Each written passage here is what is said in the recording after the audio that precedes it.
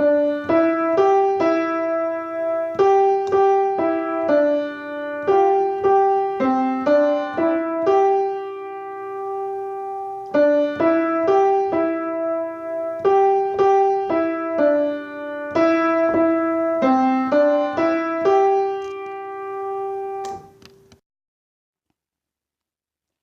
completing my 10th class exams in 1979, my father suggested that I go and help my father's uncle and learn astrology. Mathematics being my favorite subject, I learned the calculations. My grandfather taught me how to calculate the inclinations of each planet and how to calculate the lagna and the meridian center MC, and he gave me some birth charts to draw. Thus, I learned how to draw the birth charts first and showed interest in predictions. So, my grandfather told me some predictions, some of the tips that he usually uses for predictions, and after learning those tips, I documented some of them. I verified with my father. While my father and my grandfather have laid the foundation for me to get interested in astrology, for almost a decade or 2 decades, I didn't show any interest. Welcome to Sastry Karra's astrological series. In this presentation, what I'm trying to do is to analyze the birth charts of the male and female separately, and then identify when they got married, what is their marital life, how is their married life. Here, the reason why I took this example exclusively is because in most of the Facebook forums, what I noticed is that people post only one person's chart and ask for marriage life. How will be the life after marriage? I would like to emphasize here that to analyze the marital life, you need the chart of both wife and husband. With just one person's chart, it is not the right way to do it. So, to justify why I was emphasizing this, I'm presenting this video with one example of a couple identifying their charts separately and then superimposing and then showing once they got married how difficult their marital life was. So I'm hoping that you will like this one and use this for your future educational purposes. Thank you. Enjoy the video.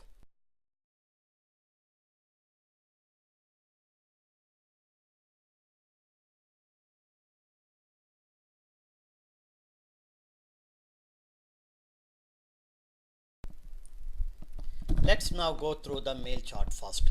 If you see it, the male was born in 1919, May 1919. I don't want to give more information about this male birth details. So let's start with the first house. The first house is Mesha. The first house lord is Mars. Mars is residing in the first house, and Mars is co-joined with the Sun. Sun is the lord of the fifth house. That means Sun is now in exalted position.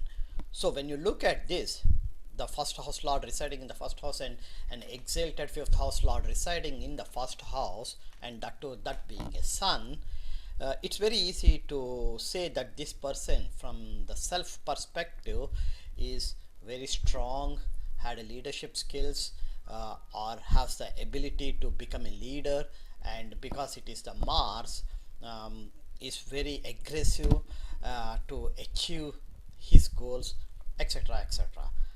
Unfortunately, this is not what this native was. This native was a farmer right from the beginning, so he was uneducated, and he stayed in a village. So let's go and look at the second house. The second house lord is Venus. Venus is second and seventh house lords. So the second house lord Venus is residing in its own house, and Venus is co-joined with the moon, who is the lord of the fourth house. So the second house is very strong if you look individually. And now when you look at it along with Venus and moon, what you see is Ketu. That means Rahu is having a direct aspect from the 8th house on the second house. So the second house, the whole house got afflicted.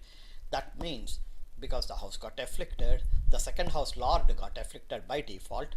Venus is also the seventh house lord, so seventh house also lord also got afflicted. Moon is the fourth house lord, so the moon, the fourth house lord, also got afflicted. This tells you that the second, the fourth, and the seventh houses lords have been afflicted. Now let's go to the third house. Jupiter, the lord of ninth and 12th houses. Yes, the ninth and 12th houses lord Jupiter is residing in the third house, and Jupiter is having a direct aspect on ninth house, on its own house, that is the Dharmasthanamo. So because Jupiter is not afflicted as of now, and Jupiter is the lord of the ninth house and having a direct aspect on its ninth house, this tells you that the native follows the dharma to the extent possible. Now let's go and look at the fourth house. The fourth house lord is Moon. As I told you, Moon is in the second house, in an afflicted house, so the fourth house lord got afflicted. And now look at who is in the fourth house. Saturn is in the fourth house. Saturn is the lord of the 10th and 11th houses, residing in the fourth house. So we know, according to Behurgu Sarla Paddhati, Saturn, wherever he resides, he controls that house. That means the fourth house is now controlled by Saturn, a malefic planet Saturn. Fourth house is Sukhasthanamo, or home life environment. Now you look at it. The second house, Kutumbasthanamo and Dhanasthanamo, was spoiled because of Rahu's direct affliction, and the fourth house lord is residing in a spoiled house, and now the fourth house is being controlled by a malefic Saturn. So that tells you that the second and fourth houses are no way helpful. That means the Kutumbasthanamo and Sukhasthanamo are spoiled for this native. Also, Venus being the second and seventh house lord, and Venus residing in its own spoiled house, has an impact on the seventh house. That means even the marital marriage is a little bit chaotic. Now let's go to the eighth house. The reason why we are going to the eighth house is Mars is the lord of the first and eighth houses, residing in the first house. That means Mars fourth aspect is on fourth house, where Saturn is residing, so the fourth house got fully spoiled. Mars direct aspect is on the seventh house, which is another spoiled house, and then Mars' eighth aspect is on the eighth house, its own house, where Rahu is residing. So now Rahu became more stronger, and because of that stronger malefic Rahu having a direct aspect on the second house indicates that the second house got further afflicted. And then the last one that I would like to see is the Mercury. Mercury is the lord of the third and the sixth houses, residing in the 12th house, owned by Jupiter. That's a quiet one, no issues there. So, and another thing is Mercury and Jupiter, they are having a Parivartana Yoga. Mercury is residing in the house owned by Jupiter, and Jupiter is residing in the house owned by Mercury. Now let's go and look at the most important planet Saturn here, because we are talking of the marital life. Number one, first house is Mars is ruling it, and I already explained about the second and fourth houses. The seventh house also is explained. Now let's look at the fifth house. Saturn is in the fourth house, so he has to spoil the fifth house. The fifth house owned by Sun. Saturn and Sun are bitter enemies. So Saturn is spoiling the house owned by his enemy, the fifth house. Fifth house deals with advanced education and children. This native is uneducated. He does not have a basic education, because Saturn is in the fourth house, which deals with basic education, and that did not happen, and the fourth house lord got spoiled, so the basic education did not happen. That means there is no advanced education. The second thing is fifth house. Fifth house deals with children. Because Saturn has spoiled the fifth house, and I will tell you more in why the native did not have any children. Now look at the Saturn's aspects. The third aspect is also on the sixth house, owned by Mercury, and then the seventh aspect is 1, 2, 3, 4, 5, 6, 7 is on the 10th house, his own house, but the 10th aspect is on the first house. That's very important to see here. The 10th aspect is on the first house where the 5th house lord sun is residing. So Saturn is spoiling the 5th house owned by sun, and Saturn's 10th aspect is on the first house where sun is also residing. That's the reason why when you look at this chart, the Neetu, the Kutumbasthanam is afflicted, Sukhasthanamu is afflicted, Skalatrasthanamu is very dynamic, and then the 5th house, Putrasthanamu, is zero, no hope for having children. This is the what you can see when you look at the chart just individually. Nothing more than this can be said at this point when about the marital life, how would the marriage life will be. So let's go and look at his wife's chart and analyze it and see how it is when it comes to the marriage life.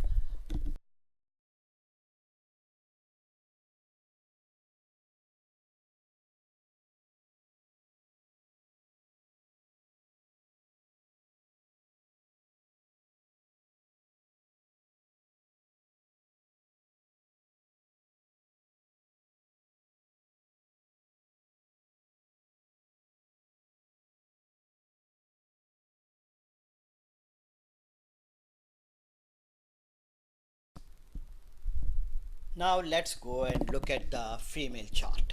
The female was born in September 1928. That means she is around 1928, 9 years younger than the male. Okay, now the first Lagna is in Lagnadipati is Mercury, and if you look at it, Mars is in the first house. The same way for the male, in the male chart also Mars is in the first house. This is the first commonality you see when you superimpose the two charts. And now let's go and start with the first house. The first house lord is Mercury, and Mars is residing there, and Mars is the lord of the 6th and 11th houses.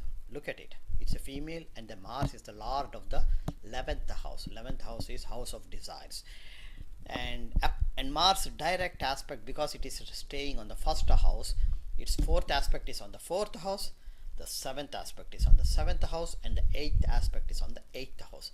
So 4th and 7th houses, Mars is directly looking at 4th and 7th houses. That's first thing you have to keep in mind, because this is a female chart. Let's go to the second house. The second house lord is moon, house is empty, and moon is residing in 10th house. That's fine, no problems there. But from moon, natal moon, Mars is residing in the 4th house from natal moon. That means there's a Kuja dosha. That Kuja dosha is the result, because Mars is in the 4th house from natal moon. The result of the Kuja dosha is unstable home life environment. That's exactly what you saw in the male chart also. The 4th life, Sukhasthanamu, was completely spoiled because of the malefic Saturn residing there. Here for the female chart also, what you see is that the 4th house, because from moon there is a Kuchadosha, since Mars is in the 4th house, there will be unstable home life environment. Now let's go to the 4th house from Rashi Lagna. From Rashi Lagna, the 1st and 4th house lord is Mercury, and Mercury is residing in the 5th house. That's good. The 4th house is who is there? Sun. Sun is there, is in the 4th house, so that's very good. No issues at this point. And then we go to the 5th house.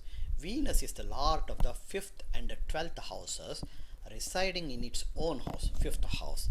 Even for the male chart also, you saw that Venus is the lord of 2nd and 7th houses, residing in its own house. Even for the female also, Venus is the lord of the 5th and 12th houses, residing in its own house. That's the very advantageous when you look at these two charts. But because the advantage is less and the disadvantages are more, the marital life was very chaotic. Now let's go and look at the 5th house. In 5th house, you see the 1st and the 4th house lord Mercury, and the 1st house lord and the 4th house lord Mercury again is in the 5th house, co-joined with the 5th house lord, and they are all having a direct aspect on the 11th house. Remember, Mars owns that 11th house. So Venus and Mercury, the 4th and 1st house lord, is looking at the 11th house owned by Mars. Mars is residing in the house owned by Mercury. So that's the reason why you see a lot of relationship between Mercury and Mars, which is not a good, not, I should say it as 1st and 4th house lord Mercury and Mars, which is not a good sign when it comes to the marital life. Let's go to the 6th house. Mars is the owner of the 6th house, we all know that. And here Saturn is residing in the 6th house. That, and Saturn is co-joined with Ketu. Because Saturn is residing in the 6th house, who is the lord of the 8th and 9th houses lord, he rules the 6th house, first thing. And because he is in the 6th house, he spoils the next one, which is the 7th house. The 7th house is now spoiled by Saturn completely. And from Saturn, what you see is that the direct aspect from 6th house is on the 12th house, pleasures of bed, owned by Venus, and Saturn, where Rahu is residing. That means Saturn, a malefic, is looking at the 12th house, and another malefic is residing inside that in the 12th house, indicating that for this native, female native, the female native will have lack the pleasures of bed. So that's clearly indicating that there will be some sort of marital discord, and which is the reason because of which the native will not have the appropriate pleasures of bed. Next comes is the 7th house. 7th house is empty. Mars is the only one who is looking at the 7th house at this point. And when you look at it, the 7th house lord is Jupiter. Jupiter is residing in the house owned by Mars. Look at it. How weak the 7th house lord became, you can see right there itself. Jupiter is residing in the house owned by Mars, and Mars is looking at the house owned by Jupiter. And because of the affliction of the Mars, the 7th house became much worse because Saturn has spoiled the 7th house, and Mars had became a catalyst to that and then spoiled further 7th house further, and the 7th house lord could not do anything because he is residing in the house owned by Mars.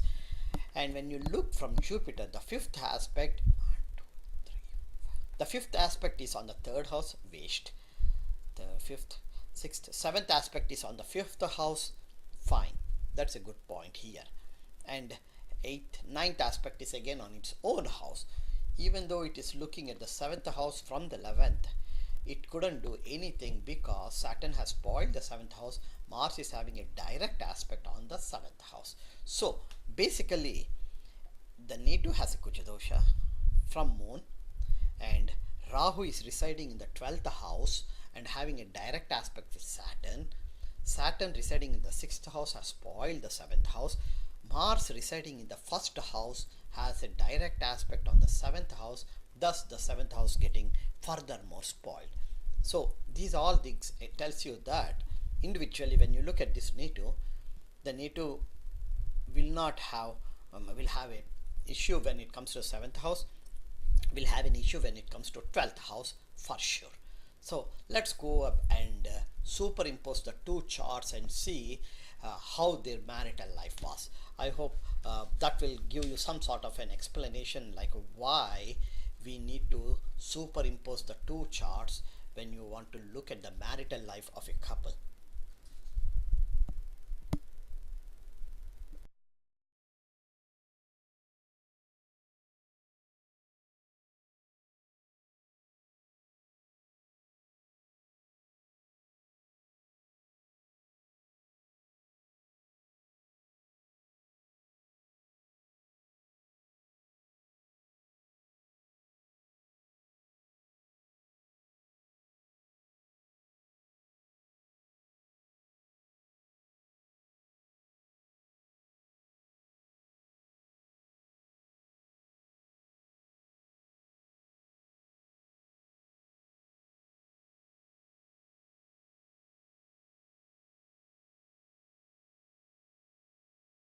Let us now start comparing the two charts, superimpose them and compare the two charts.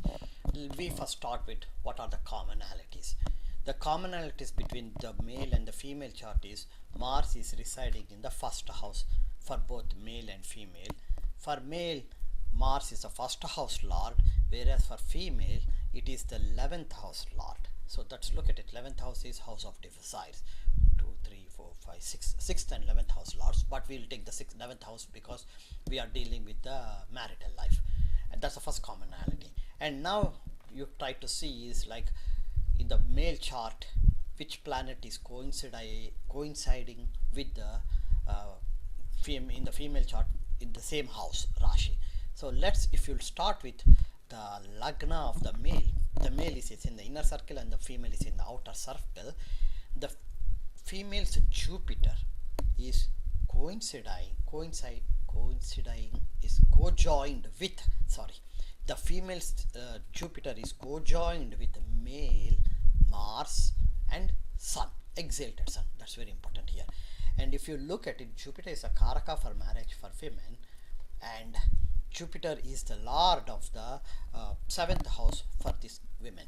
So that means the 7th house lord is co-joined of the 7th house lord of the female is co-joined with the 1st house lord of the male and the 5th house lord of the male, and the 5th house lord is Sun, who is exalted.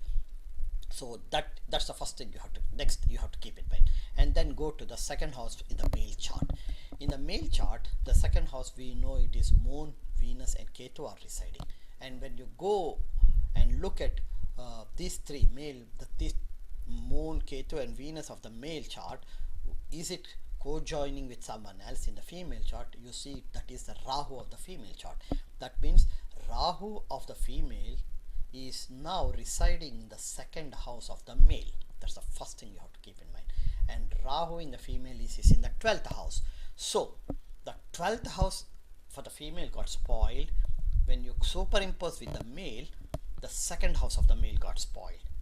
And then because Ketu is there in the second house, that means the Rahu will be there in Scorpio in the 7th from there. That means the male Rahu is looking at the female Rahu, and female Rahu is looking at the Saturn and Ketu of the male.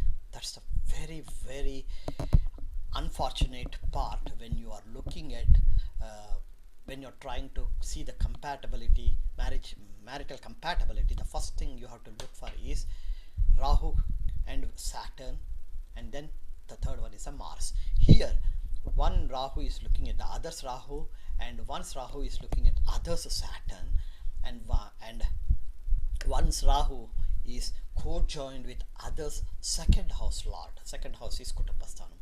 That itself tells you that you don't need to go further details. This particular single combination is enough to tell that when these two people get married, the possibility is extremely high to have a marital discord, because these people are very almost like before, born and married in somewhere in 1930s. So they were divorced. They stayed together for the rest of their life, but the marital life was full of chaos. So what I'm trying to explain you here is that when you superimpose the two charts, look at what planets in the male chart is co-joining with which planets in the female chart, and what are the appropriate houses there, and then decide whether the compatibility, whether there is any compatibility they exist or not. I'm hoping that this simple example will give you an idea like how to do the marriage compatibilities, and hope this video will help you to learn something. Thank you very much.